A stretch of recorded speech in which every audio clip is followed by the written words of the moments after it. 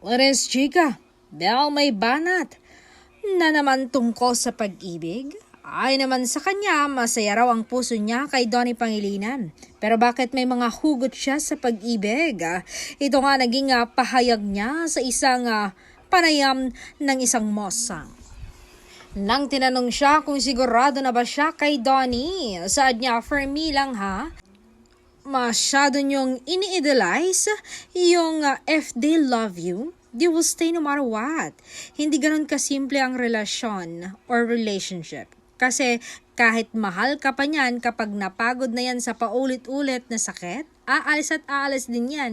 Because love is not only thing that keeps a relationship alive. Kailangan din ng respect, effort, at consistency. Hindi pwedeng mahal ka lang pero wala kang ginagawa para i-maintain yon. Love without action is just words. And kay Donnie, tignan natin.